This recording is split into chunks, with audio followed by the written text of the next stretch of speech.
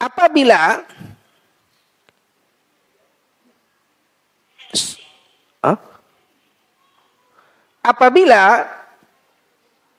ada seorang anak yang belum balik dan dia berpuasa. Seorang anak yang belum balik, dia berpuasa. Ya. Sementara tadi kita mengatakan dia belum wajib. Tapi ada anak kecil yang dia berpuasa. Yasihhus shaumu min saghirin mumayyiz. Sah puasa yang dilakukan oleh anak kecil yang telah mumayyiz, yang telah bisa membedakan antara baik dan buruk. Sinnut tamyiz itu disebutkan oleh para ulama dalam pandangan yang rajih adalah ketika seorang anak berusia 7 tahun. Maka jika seorang anak yang berusia 7 tahun dan telah sampai pada masa mumayyiz, ya, seperti ini, maka dia tidak wajib puasa. Tapi kalau dia puasa, maka puasanya sah wa yakunu fi haqqihi nafilah. Ya, wa yakunu fi haqqihi nafilah. Dan itu akan tercatat nanti untuknya sebagai ibadah sunnat. Sebagai ibadah sunnat. Ini persis seperti apa yang terjadi di zaman Nabi Shallallahu Alaihi Wasallam ketika Nabi menjelaskan terkait tentang kewajiban haji. Lalu seseorang mengangkat anak kecil. Lalu dia tanya kepada Nabi Shallallahu Alaihi Wasallam, ya Rasulullah, bolehkah anak ini melaksanakan ibadah haji? Padahal kita tahu bahwasanya ibadah haji itu wajib bagi yang telah balik. Ada anak yang belum balik. Lalu dia diangkat bertanya kepada Nabi Shallallahu Alaihi Wasallam, bolehkah dia melaksanakan ibadah haji? Kata Nabi Shallallahu Alaihi Wasallam, na'am walaki ajr. Kata Nabi SAW, boleh. Dan Anda sebagai orang tuanya, karena telah membawanya, membimbingnya, mengarahkannya, Anda mendapatkan apa? Pahala. Ya, ini pahala dari tarbiyatul aulad. Dari di mana dia mendidik anaknya. Dan bagi anak tersebut, ketika dididik dan dilatih untuk berpuasa, memang mereka bukanlah orang yang mukallaf. Karena belum mendapatkan beban, karena dia belum balik. Namun bukan berarti kita biarkan dia belum mukallaf. Udah biarkan saja dia tidak puasa. Kewajiban orang tua adalah mengarahkan dan mendidik serta melatih anaknya untuk berpuasa. Bahkan disebutkan di dalam athar para sahabat ridwanullahi alaihim ajma'in, diceritakan oleh sigar as-sahabah, diceritakan oleh sahabat yang masih kecil. Mereka dilatih dan diajarkan untuk berpuasa. Bahkan mereka diberikan mainan yang membuat mereka lengah dari rasa lapar dan letih mereka berpuasa. Begitu para sahabat melatih dan mendidik anak-anak mereka untuk berpuasa. Padahal mereka bukan dan belum termasuk dalam kategori mukallaf, tapi dilatih. Dan ketika mereka melaksanakan itu, ya, puasanya sah dan bagi mereka sama dengan tatawwu', sama dengan pahala puasa sunnat. Nah, kaum muslimin yang dimuliakan oleh Allah Subhanahu wa taala. Kembali kita kepada masalah haji tadi. Apabila seorang anak yang belum balik, lalu dia dibawa oleh orang tuanya melaksanakan ibadah haji. Jika pelaksanaan ibadah hajinya sah, maka itu menjadi ibadah tatawwu' baginya, ibadah sunnat baginya, dan orang tuanya mendapatkan pahala sesuai dengan hadis Nabi. Walaki ajr, kata Nabi. Dan ketika dia telah dewasa, kewajiban hajinya masih ada. Kewajiban hajinya tidak gugur. Kalau dia sudah dewasa dan telah memenuhi syarat serta kewajiban untuk melaksanakan ibadah haji, ya, maka dia kembali wajib menunaikan ibadah hajinya. Belum terhitung sebagai ibadah haji yang menutupi kewajiban dia sebagai seorang muslim. Wallahu ta'ala a'lam. Kita lanjutkan. Wala yajibu sawmu ala majnunin walau sama hala jununihi lam yasih. Dan tadi kita katakan tidak wajib. Orang yang tidak berakal, seperti orang gila. Tidak wajib dia untuk berpuasa. Lau sama hala jununihi. Kalau ada orang gila, lalu dia puasa. Lam yasih minhu li'adamin niyah. Maka tidak sah puasa orang gila tersebut. Kenapa? Karena dia tidak ada niat. Karena dia tidak mengerti, tidak faham dengan niat. Nah, kalau anak kecil itu masih bisa dibimbing dan diajarkan. Ya, masih bisa dibimbing dan diajarkan. Karena kaum muslimin yang dimuliakan oleh Allah Subhanahu wa taala, ya, bahwasanya di dalam melaksanakan ibadah, yaitu ibadah puasa, yajibu tabyitin niyah minal lail. Ya, wajib dalam puasa Ramadan, wajib seseorang punya niat. Wajib seseorang punya niat sebelum berpuasa. Sebelum berpuasa. Kenapa ini ditekankan dalam kewajiban puasa Ramadan berbeda dengan puasa sunat? Berbeda dengan puasa sunat. Dalam hadis satu ketika disebutkan bahwasanya Nabi Shallallahu Alaihi Wasallam di satu pagi bertanya kepada Ummul Mukminin Aisyah radhiyallahu anha, apa yang bisa dimakan? Lalu Ummul Mukminin mengatakan tidak ada yang bisa dimakan, la syai'. Lalu kemudian Nabi Shallallahu Alaihi Wasallam mengatakan, idzan ana shaim. Ya, itu di pagi hari.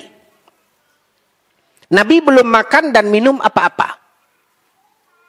Dan Nabi nanya ke Aisyah, ada makanan enggak? Artinya Nabi niat puasa atau tidak? Enggak. Lalu dijawab oleh Aisyah, la syai', tidak ada apa-apa. Tidak ada yang bisa dimakan. Lalu Nabi SAW mengatakan, idzan ana shaim. Kalau begitu saya puasa. Padahal Nabi mulai niat puasanya itu di pagi hari. Ya, Nabi mulai niat puasanya itu di pagi hari. Berbeda dengan puasa Ramadan.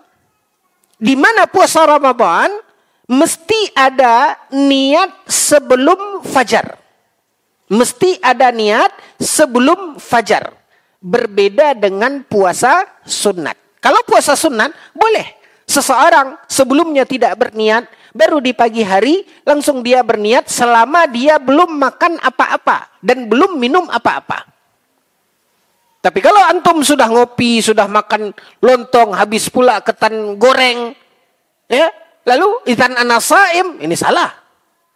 Tapi ketika belum makan apa-apa, antum teringat, udah tanggung nih, idzan ana shaim. Boleh di dalam puasa sunat.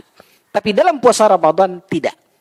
Harus ada niat di awal menjelang fajar. Ya, menjelang fajar. Nanti akan lebih detail kita jelaskan. Baik. Wala yajibu shaum adaan ala maridin ya'jizu anhu wala ala musafir. Tidak wajib melaksanakan puasa ada. Jadi di dalam ibadah ini, ikhwatal iman, ibadah yang diistilahkan dengan ibadah al-muaqqatah. Ibadah yang diistilahkan dengan ibadah yang terpaut dengan waktu, ada waktunya. Seperti puasa, itu waktunya berdasarkan firman Allah Subhanahu wa taala dimulai dari terbit fajar sampai terbenam matahari. Ini waktu puasa. Maka puasa termasuk dari ibadah muakkatah. Ibadah yang ada ketentuan waktunya. Ketika ibadah dilaksanakan pada waktunya, itu disebut dengan adaan. Ini disebut dengan apa? Adaan. Ibadah yang dilaksanakan bukan pada waktunya, di luar waktunya, ini disebut qadaan. Disebut apa? Qadaan. Jadi beda antara ada dengan qada. Dalam ibadah muakkatah. Dalam ibadah, tidak semua ibadah. Antum sedekah, ya, itu tidak terkait dengan waktu, kapanpun silahkan.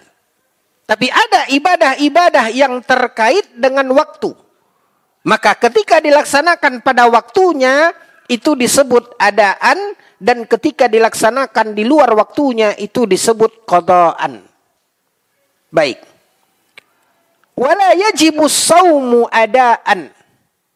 Tidak wajib melaksanakan puasa pada waktunya.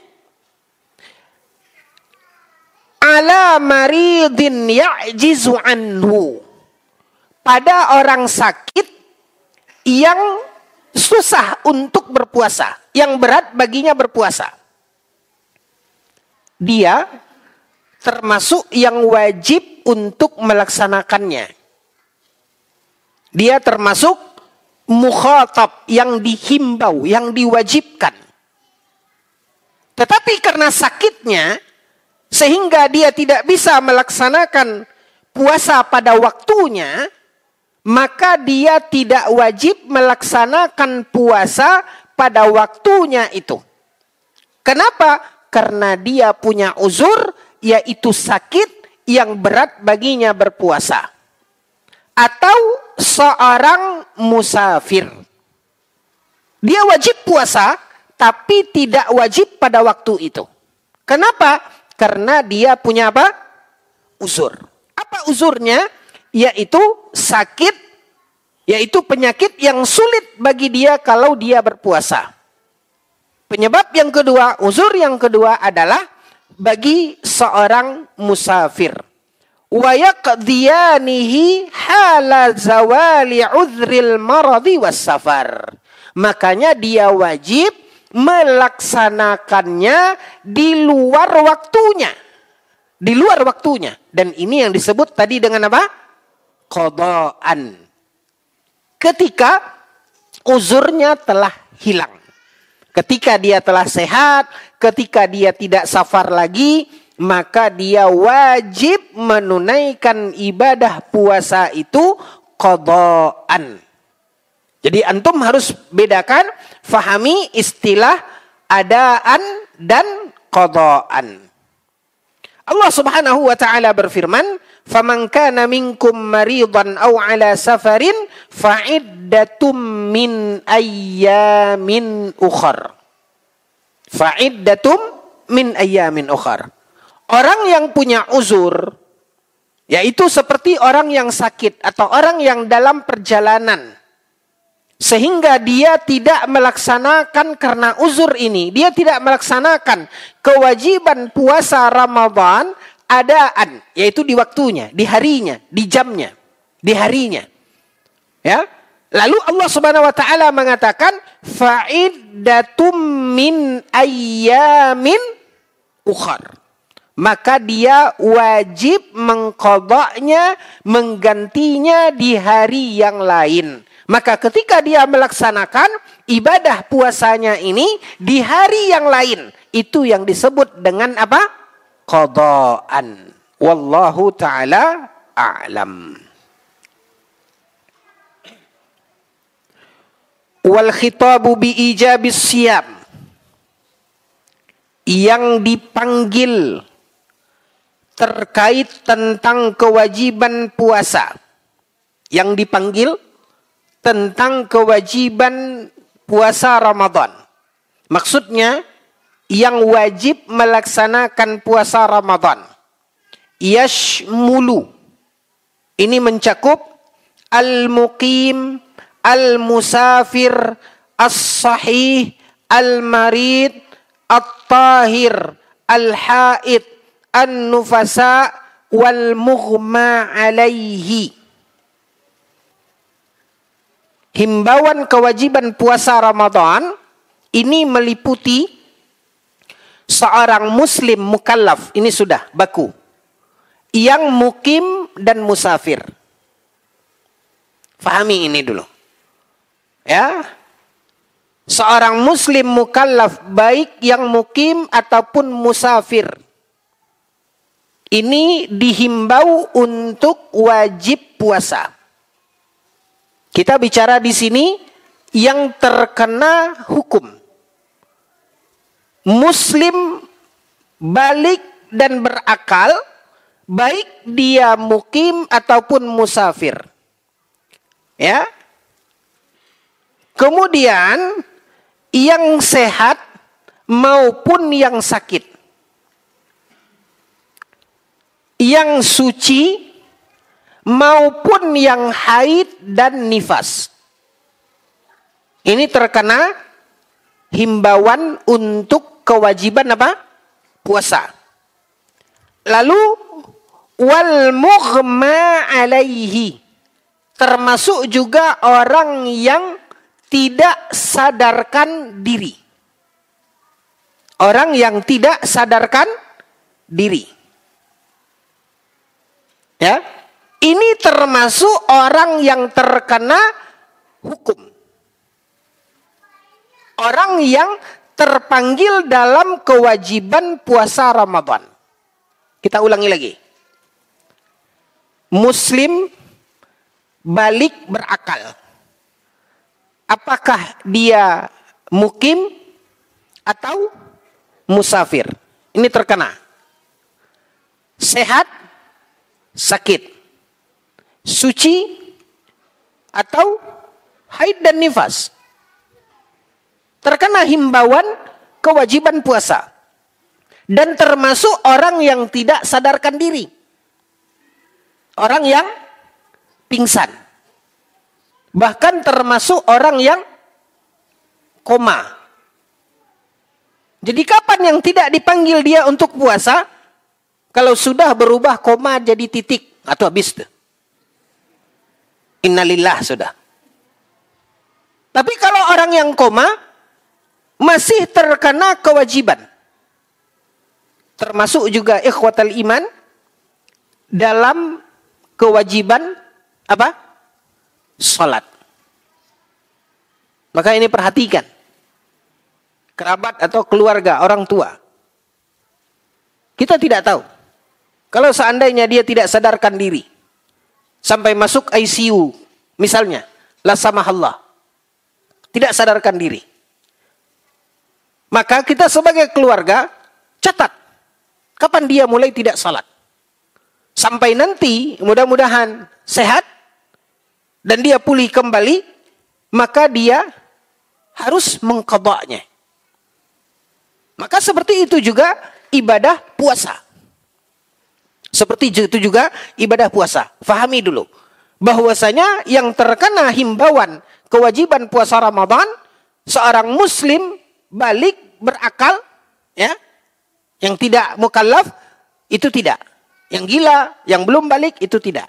Tapi kalau dia balik berakal. Dan dia seorang muslim. Baik dia musafir ataupun mukim. Baik dia sehat ataupun sakit. Baik dia suci ataupun dalam keadaan haid dan nifas. Atau orang yang tidak sadarkan diri. Ini termasuk yang diwajibkan untuk himbauan kewajiban puasa Ramadan. Ya. Fa inna haula'i kulluhum biyajibu alaihimus saum fi dhimmatihim. Orang-orang yang tadi kita sebutkan. Ya. Di diri mereka melekat kewajiban puasa. bihaitsu innahum yukhatabuna bisawm. Kenapa? Karena mereka dihimbau untuk wajib puasa. Ya. Sehingga kewajiban puasa itu menempel di pundak mereka. Ya, menempel di pundak mereka. Hanya saja ya, orang yang musafir, orang yang sakit, orang yang haid dan nifas, orang yang tidak sadarkan diri, mereka tidak bisa melaksanakannya secara adaan, tapi kewajiban itu lekat di pundak mereka. Makanya mereka wajib nanti melaksanakannya. Tidak bisa adaan, maka dia wajib melaksanakannya qadaan. Sampai di sini. Ada pertanyaan? Silahkan.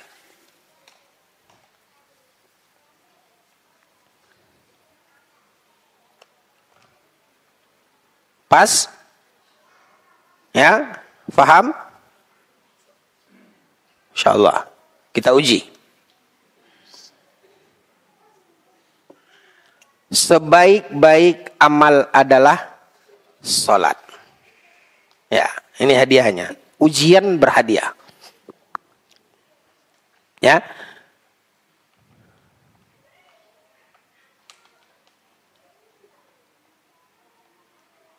Tadi kita katakan orang yang tidak sadarkan diri. Kewajiban puasa itu dia terkena. Betul? Kewajiban salat terkena. Betul? Betul. Makanya kita katakan kalau dia sudah sadar, apa yang wajib dia lakukan? Hah? Belum pertanyaannya, Pak. Apa yang dia lakukan? Dia melakukannya qada. Apa yang dia qada? Puasanya dan dikatakan di dalam hadis Aisyah. Ini baru pertanyaan, Pak. Dikatakan dalam hadis Aisyah, kunna nu'maru bi qada'is siyam wa la nu'maru bi qada'is salah. Aisyah mengatakan, kami diperintahkan untuk mengqada' puasa, tapi tidak diperintahkan untuk mengqada' salat. Ini kata siapa? Kata antum tadi, orang pingsan, qada puasa, terus kata Aisyah,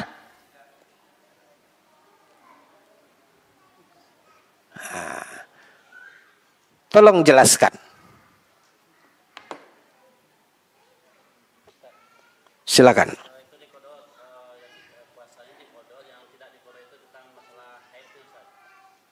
Haid gimana mengkodoknya, Pak? Ketika dia masa haid itu kan dia kan tidak melakukan sholat itu. Ya. Selesai haid itu yang sholat ketika. Saya paham. Saya bantu Bapak menyusun kata-kata. Hadis Aisyah itu terkait ketika seorang wanita haid dan nifas. Maka terkait haid dan nifas, seorang wanita yang haid dan nifas, dia tidak salat, dia tidak puasa. Maka terkait haid dan nifas ini, puasa diqadha, salat tidak. Jadi hadis Aisyah ini tidak berlaku dalam kasus al-mughma alaih. Dalam kasus orang yang tidak sadarkan diri tadi.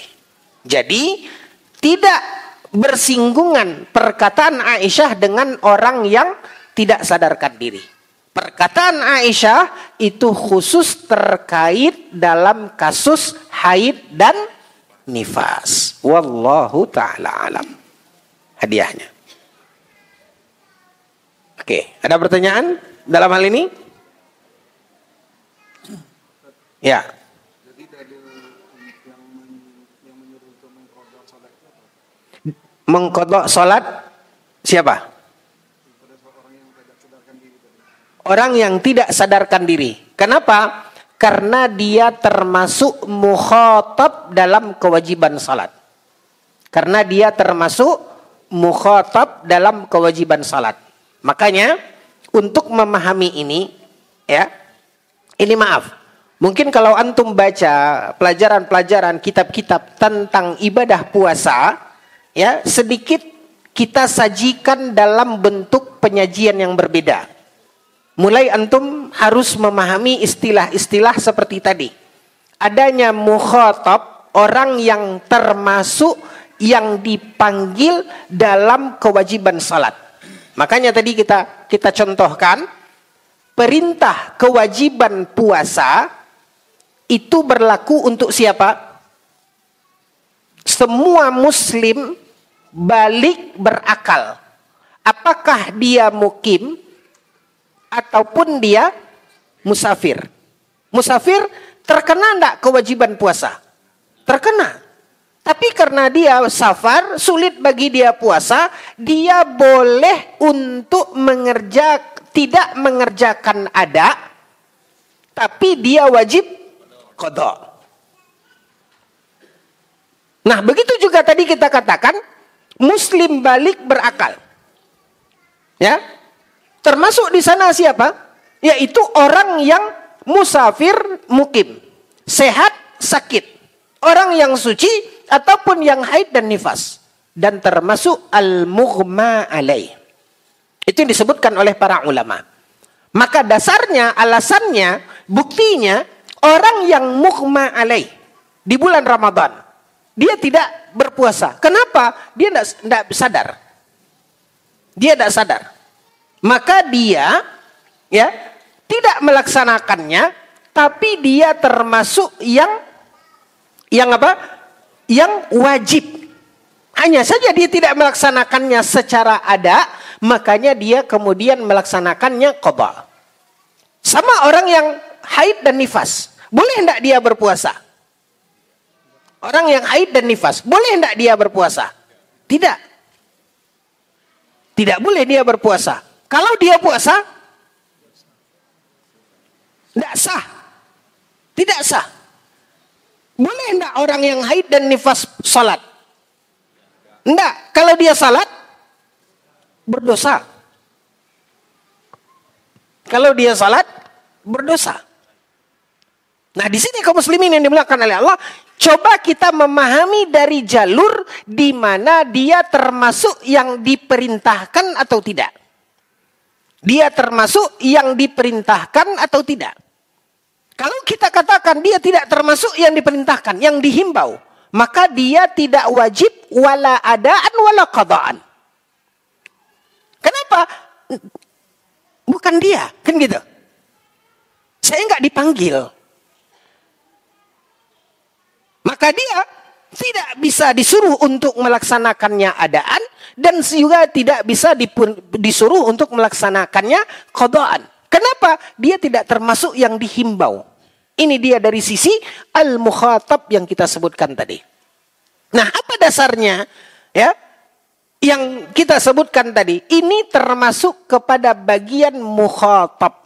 Ini termasuk kepada bagian yang dipanggil untuk melaksanakannya. Makanya mereka diperintahkan untuk mengqadanya. Nah, apa contohnya? Terkait salat, untuk lebih detail. Terkait salat. Seorang yang tidur. Seorang yang tidur. Dia tertidur. Kita tahu di masa tidurnya ini, dia tidak wajib. Dia tidak berdosa.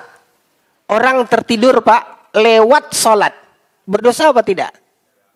Tidak. Tapi orang tidur ini masuk tidak dalam mukhatab kewajiban sholat. Kenapa? Apa buktinya? Apa dalilnya?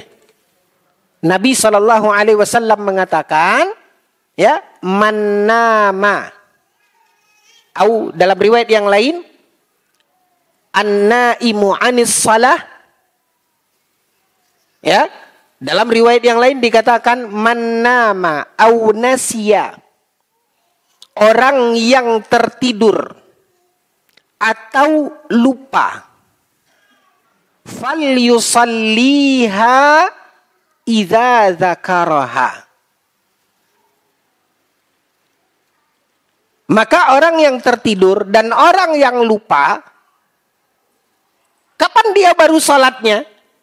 Begitu dia terbangun atau begitu dia ingat. Kalau orang tidur yang tidak sadarkan diri tadi juga, tidak termasuk yang dipanggil. Maka kalau seseorang tertidur, terbangun dia jam 7:30 pagi. Masih ada waktu subuh atau tidak? Apa yang dia lakukan? Apa yang dia lakukan begitu dia terbangun jam 7:30 pagi? Salat subuh. Berwudu dulu. Main langsung kodok-kodok. Wudu lu, Pak. Ya. Berwudu dia, lalu dia laksanakan salat apa? Subuh. Ada apa qada? Kan dia tertidur.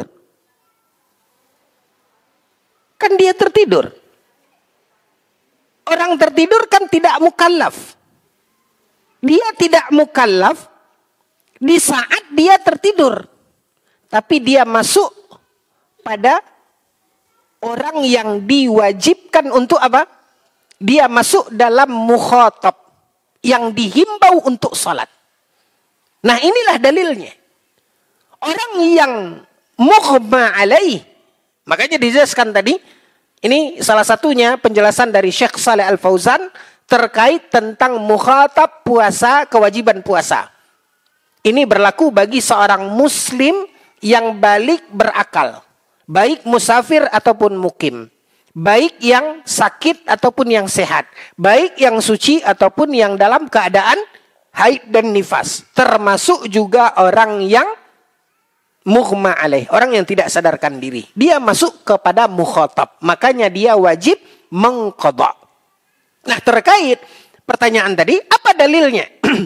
Tentang orang yang tidur atau orang yang mughma alaih ini masuk kepada mukhatab, yaitu perintah Nabi bila seseorang tertidur, kalaupun sudah lewat waktunya, maka dia salat begitu dia terjaga atau begitu dia ingat. Ya, saya pernah, Pak. Karena kita biasanya maghrib, isya, habis isya itu kan tidak ada lagi beban kita untuk apa? Untuk salat. Nah, kadang-kadang karena satu hal tertunda salat isya kita. Kita tidak bisa salat isya. Sudah lewat jam 10, kita tidak ada merasa beban, Pak. Karena perasaan kita sudah apa? Jam segini ini udah bukan waktunya salat lagi. Tapi karena satu hal, kita belum salat. Besok setelah beraktivitas, ya Allah, kemarin belum salat isya. Ya udahlah, cincailah, gitu. Karena waktu sudah lewat. Begitu, Pak. Ingat kita ternyata tadi malam belum salat isya kita. Apa yang mesti kita lakukan begitu kita ingat? Qadha. Wudu, kemudian qadha salat tersebut. Padahal kan kita lupa. Kan di situ. Maka ini yang menunjukkan bahwasanya orang yang tidak sadarkan diri itu wajib termasuk pada yang dipanggil dalam kewajiban. Makanya dia karena tidak bisa ada, dia wajib melaksanakannya secara qadha. Wallahu ta'ala a'lam.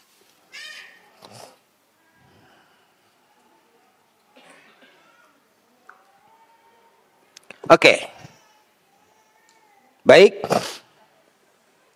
Wal azmu ala fi'lihi imma adaan atau imma qadaan. Maka termasuk dalam niat ketika seseorang melaksanakannya itu mesti jelas. Yang Anda lakukan ini ada apa? Qadha. Yang Anda lakukan ini ada apa-apa? Atau qadha. Ingat enggak, Pak, dulu sebelum kita mengaji dulu. Waktu kita ngaji di surau-surau kita. Rukun sholat ada 13 perkara. 1. Apa Pak? Niat. Dalam niat itu kita diajarkan oleh angku kita apa? Usolli. Lanjut Pak. Usolli fardas subhi raka'ataini mustaqbilal qiblati. Ada apa Pak? Ada apa? Adaan. Ketemu kan? Ini dia Pak. Walaupun dalam aplikasinya bertentangan dengan sunnah, kita tidak mengajarkan. Kita tahu bahwasanya niat itu tidak ada at-talaffudzu bin niyah. Tidak ada melafazkan niat. Ya, tapi ingat, dulu ketika kita diajarkan melafazkan niat itu selalu ada sebutan apa? Adaan. Jadi di dalam ibadah itu Pak, mana yang ada, mana yang qadha, itu mesti ada di dalam niat kita. Ada bukan berarti dilafazkan ya. Tapi kita tahu yang kita lakukan ini ada atau qadha. Ya, ada atau qadha. Karena itulah fungsi niat. Ini yang disebut dengan al-azmu. Yang harus ada di dalam pelaksanaan puasa Ramadan. Dan itu harus ada sejak kapan Pak? Sebelum fajar.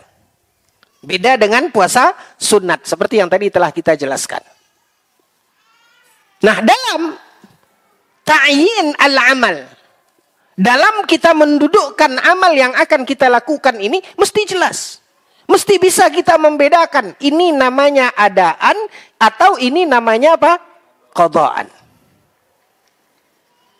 Ya. Wal azmu ala fi'lihi imma adaan wa imma qadhaan. Adapun di dalam niat pelaksanaannya harus jelas. Apakah dia melaksanakannya sebagai adaan atau sebagai qadhaan. Faminhum man yukhatabu bisawmi fi nafsi syahri adaan. Ada di antara yang mukhatab tadi yang harus melakukannya secara adaan, yaitu orang yang sehat, orang yang mukim, ya, dan orang yang sehat dan orang yang mukim yang tidak haid dan nifas. Ini sambungan dari yang tadi. Bahwasanya yang diwajibkan tadi meliputi siapa? Mukim, musafir, sehat, sakit, orang yang suci, haid dan nifas. Ini masuk dalam perintah untuk kewajiban puasa Ramadan. Termasuk orang yang tidak sadarkan diri. Nah di antara ini ada yang harus adaan. Siapa mereka? Yaitu orang yang sehat dan orang yang mukim yang tidak haid dan nifas. Sedangkan himbauan untuk melaksanakannya secara qadha, maka dia berlaku pada orang yang haid dan nifas. Dan orang yang sakit yang tidak mampu untuk melaksanakan puasa adaan. Tapi dia wajib melaksanakannya apa? Qadhaan jika dia telah sehat dari sakitnya. Wa minhum, ada yang tadi harus ada yang harus apa? Qadha. Wa minhum man yukhayyaru bainal amrayni. Dan ada Pak yang boleh memilih. Silahkan mau ada atau mau qadha. Kalau yang tadi Pak, tidak ada pilihan. Ente harus ada. Kamu harus qadha. Tidak ada pilihan. Dan ada yang memilih Pak. Ada yang memilih boleh ada, boleh qadha. Kita ulangi lagi. Yang wajib tadi ada yang harus ada. Siapa mereka? Orang sehat, Mukim yang tidak haid dan nifas. Itu wajib apa? Ada. Dan ada yang dihimbau wajib dia untuk qada. Siapa mereka? Orang yang kok muslim balik? Orang yang sakit, yang tidak mampu ada, maka dia wajib qada. Kemudian siapa lagi? Wanita yang haid dan nifas. Nah, yang ketiga, ada yang yukhayyar, pilih. Silahkan. Boleh ada, boleh qada. Pertanyaannya adalah, siapakah yang boleh memilih itu? Silahkan. Yaitu musafir. Dia boleh memilih antara ada dan qada. Jadi seorang yang safar, dia boleh puasa, boleh tidak puasa. Kalau dia tidak puasa, berarti dia memilih qada. Tapi mana yang lebih afdal bagi orang musafir tadi? Puasa atau tidak? Masih jawaban Pak. Ini baru kulit dapat.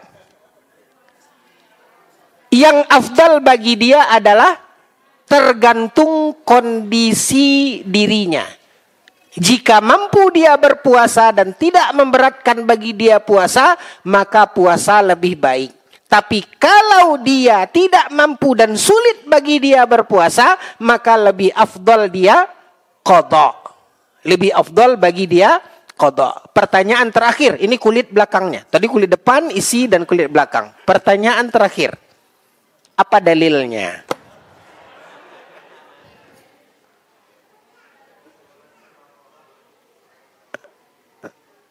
Dalil dari hadis tentang Nabi safar. Ada puasa, ada yang tidak. Terus ada yang pingsan. Terus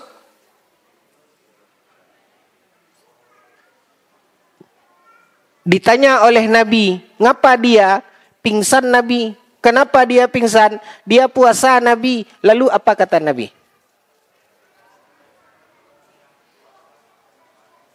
Tidaklah termasuk kebaikan orang yang safar berpuasa. Artinya orang yang safar yang akan mencelakakan dia kalau dia berpuasa. Maka dari hadis ini lebih afdal bagi seseorang yang musafir tersebut antara puasa dengan tidak, kembali kepada kondisinya. Jika dia mampu dan tidak memberatkan dia berpuasa, maka puasa lebih afdal. Tapi jika memberatkan dia berpuasa, maka tidak puasa lebih afdal. Wallahu ta'ala a'lam. Sampai di situ. Ada pertanyaan?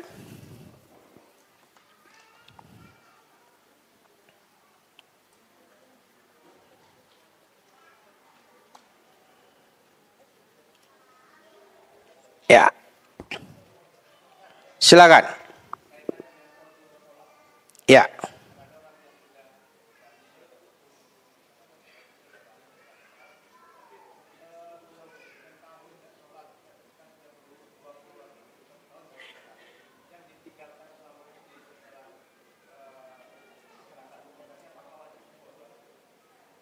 Ya.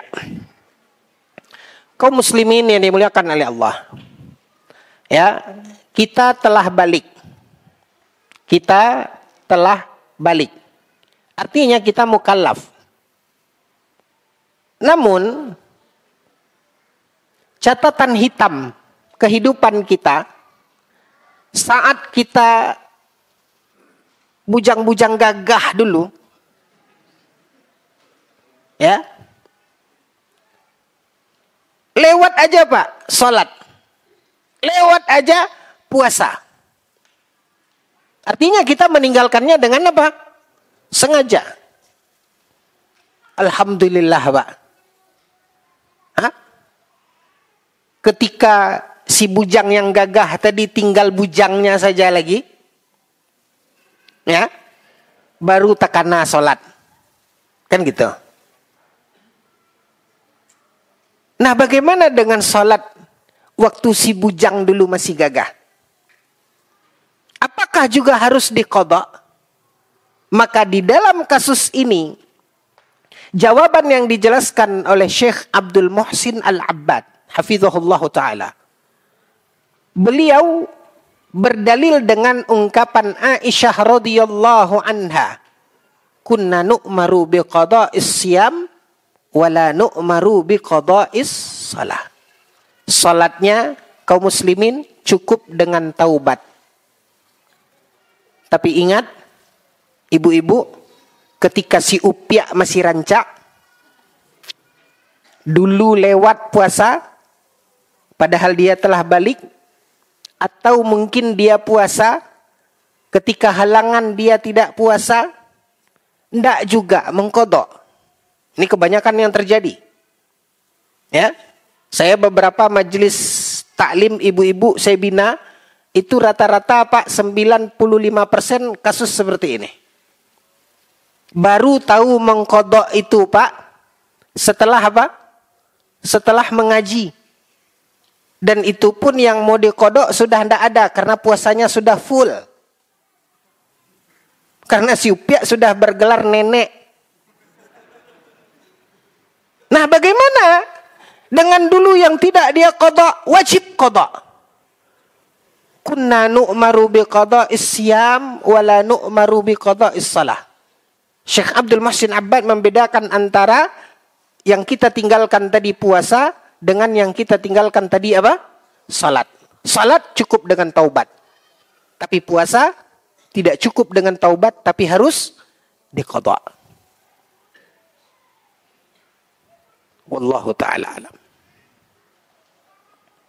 Lagi? Kita bantu menghitung. Makanya tadi saya berikan clue-nya. Saya membina beberapa majelis taklim ibu-ibu. Itu ada yang puluhan tahun sudah saya bina. Majelis taklim ibu-ibu. Kita bantu menghitungkan berapa hutang ibu. Buka kalkulatornya. Saya bantu untuk menghitung. Ya.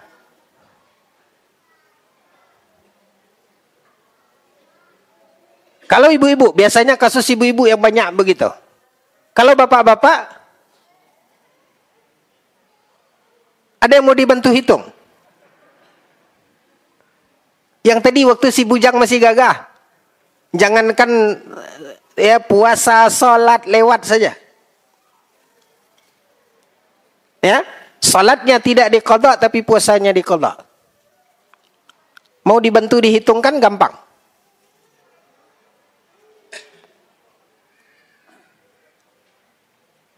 Tergantung kasusnya. Kita bantu hitung. Tidak masalah Pak. Konsultasi gratis. Ya. Contoh misalnya. Ada orang yang dia puasa. Ini banyaknya kasus ibu-ibu puasa.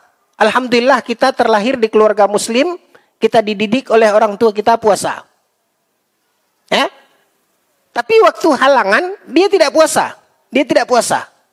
Begitu selesai Ramadan, halangannya pun tidak diqadha. Itu rata-rata kasusnya begitu, Pak. Itu rata-rata kasusnya begitu. Baik, kita bantu menghitung. Usia berapa ibu mulai balik? Usia 12 tahun. Sekarang berapa usia ibu? 42 tahun. Ibu balik umur 12 tahun. Sekarang usia ibu berapa? 42 tahun. Berarti ada berapa tahun? 30 tahun. Kasus terjadi selama halangan tidak mengqadha. Baru tahu sejak mengaji. Kapan ibu mengaji? 5 tahun yang lalu Ustaz. Kurang 5 tahun. Karena 5 tahun belakangan alhamdulillah sudah diqadha. Berarti tinggal berapa tahun yang belum diqadha? 25 tahun.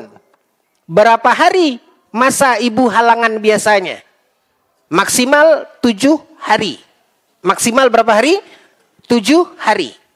Dan itu tidak pernah ibu qadha. Selama berapa tahun? 25 tahun. Berarti hitungannya 7 kali 25. Berapa jumlahnya? Segitulah hutang puasa ibu. 7 kali. Kok 12 bulan? Puasa Ramadan tuh setahun sekali. Kalau salat tidak, kan tidak tadi. Makanya disitulah hikmahnya. Kenapa Allah memerintahkan untuk mengqadha puasa, tidak mengqadha salat? Karena salat sulit untuk menghitungnya. Tapi untuk puasa masih bisa. Bang Ujang, yang dulu tidak puasa, berapa umur sekarang? 45. Kapan sudah mulai puasa? Alhamdulillah 5 tahun yang lalu. Kapan Bang Ujang balik? Umur 10 tahun. Berarti berapa tahun tidak puasa? 30. Berapa hari puasa dalam setahun? 30. Berarti itulah hutang puasa.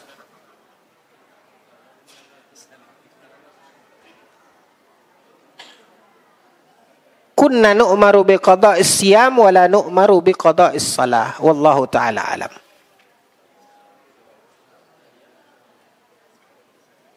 Tapi sebagian para ulama, ini, sebagian para ulama ada juga yang berpendapat bahwasanya tidak wajib dia mengqadha'nya. Cukup dengan apa? Dengan taubat. Ada juga pendapat para ulama. Tetapi dari dua pendapat ini, mana pendapat yang lebih hati-hati? Pendapat pertama atau kedua? Pendapat yang pertama. Wallahu ta'ala alam, saya pribadi saya lebih cenderung kepada pendapat yang pertama. Salat tidak wajib untuk diqadha, tapi puasa wajib untuk diqadha. Banyak Ustaz, ratusan Ustaz.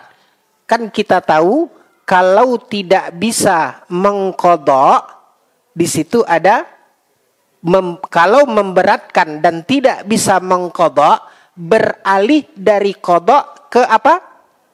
Fidyah. Masih ada apa? Masih ada jalannya. Wallahu ta'ala a'lam.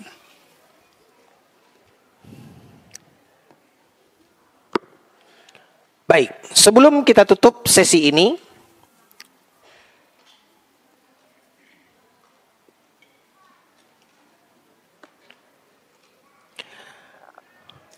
waman aftara li'udhrin, waman aftara li'udhrin,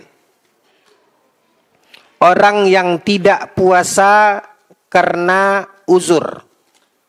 Apa uzurnya tadi, Pak? Dia tidak puasa, dia dipanggil. Tapi dia tidak puasa. Kenapa? Karena uzur. Siapa itu? Orang yang sakit dan orang yang musafir. Termasuk uzur tidak berpuasa, wanita yang haid dan nifas. Dia tidak puasa karena uzur. Thumma zala uzruhu fi athna'i nahari Ramadan. Lalu uzurnya tadi, Pak, uzurnya tadi, ya, itu tidak lagi berlaku di siang hari bulan Ramadan. Apa contohnya? Saya domisili di Pekanbaru. Lalu saya safar ke Jakarta. Ketika saya di Jakarta, itu namanya saya apa, Pak? Musafir. Saya boleh puasa, boleh tidak. Kan boleh memilih tadi. Boleh puasa, boleh tidak. Saya memilih untuk tidak puasa. Maka waktu di Jakarta, saya tidak puasa. Dengan alasan saya musafir. Lalu saya pulang. Saya pulang. Dan sampai di Pekanbaru jam 10 pagi. Berangkat dari Jakarta penerbangan jam 8 pagi. Jam 8.15. Sampai di Pekanbaru jam 10 pagi. masih di bulan apa? Ramadan. Itu saya masih punya uzur atau tidak? Atau sudah hilang uzurnya?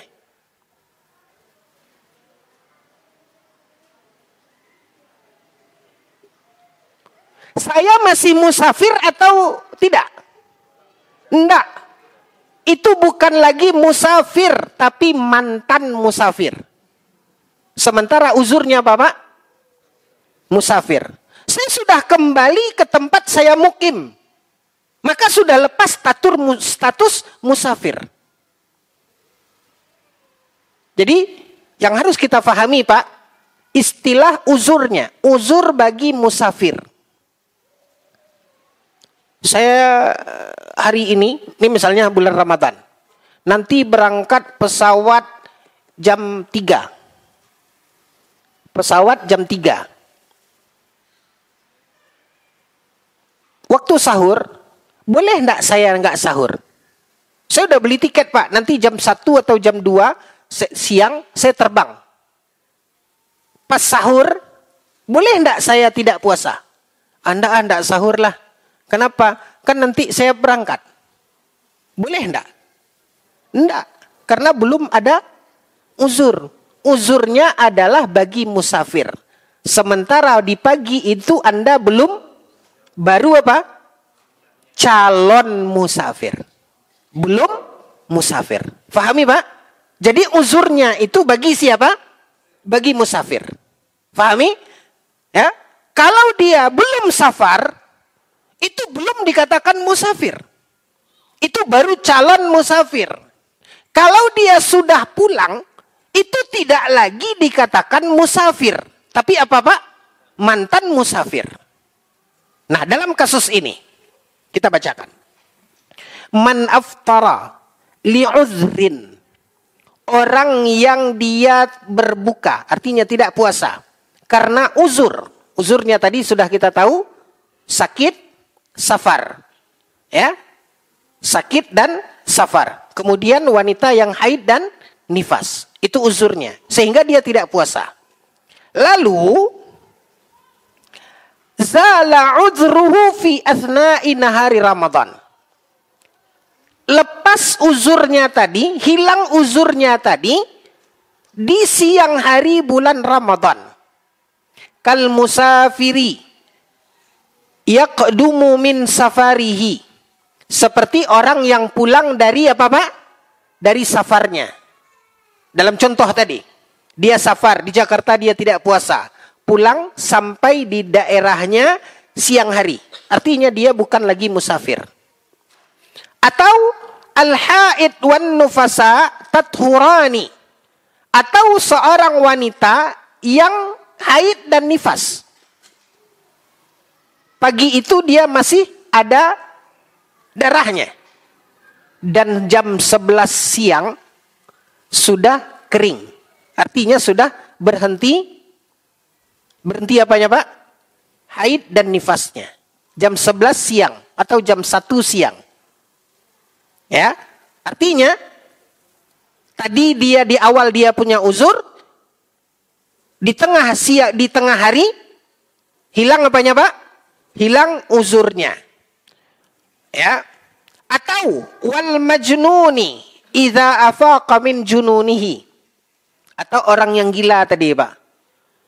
Tiba-tiba terdengar azan zuhur, waras sendiri dia, Pak. Ya, itu mungkin bisa terjadi. Ya. Was-saghiru yablugh, atau seorang anak yang dia balik. Tadi dia tidak puasa karena tidak wajib bagi dia. Lalu siang hari balik dia. Siang hari balik dia. Ini contoh-contoh, Pak. Tapi yang realnya seperti contoh tadi. Yaitu orang yang pulang safar atau seorang wanita yang haid dan nifas berhenti haid dan nifasnya di siang hari. Oke, Pak? Ketentuannya. Fa inna kullam min haula yalzamul imsak baqiyatal yaum. Maka orang yang sudah habis uzurnya tadi, Pak, dia harus menahan. Tidak boleh dia makan dan minum seenaknya di siang hari bulan Ramadan, tapi dia wajib menahan, yajibul imsak. Begitulah kemuliaan dan kehormatan bulan Ramadan. Tetapi dia tetap wajib apa Pak? Qadha. Bisa difahami? Dalam contoh kasus tadi. Nah ini kadang-kadang kita abai. Makanya juga orang yang belum punya uzur, baru akan punya uzur. Tidak boleh Pak, kucak-kucak dia tidak puasa. Saya sudah beli tiket nanti jam 12 mau terbang. Ketika bangun sahur, saya tidak sahur lah. Saya tidak sahur lah. Kenapa? Nanti saya mau pergi. Nanti saya juga nggak puasa, saya kan safar. Tidak boleh. Yajibul imsak. Karena imsak ini kaum muslimin yang dimuliakan oleh Allah, ini terkait juga tentang apa? Tentang kemuliaan dan kehormatan bulan Ramadan. Maka pendapat yang rajih di dalam masalah ini, yajibul imsak wa yaqdi. Dia wajib menahan. Kenapa? Karena tidak ada uzur lagi. Yang boleh makan dan minum adalah orang yang punya uzur. Orang yang tidak lagi punya uzur, zala uzruhu, hilang uzurnya, yajibul imsak. Maka dia wajib menahan baqiyatul yaum. Wallahu ta'ala a'lam. Wa sallallahu ala nabiyyina Muhammad wa ala alihi wa sahbihi wa sallim. Walhamdulillahi rabbil alamin.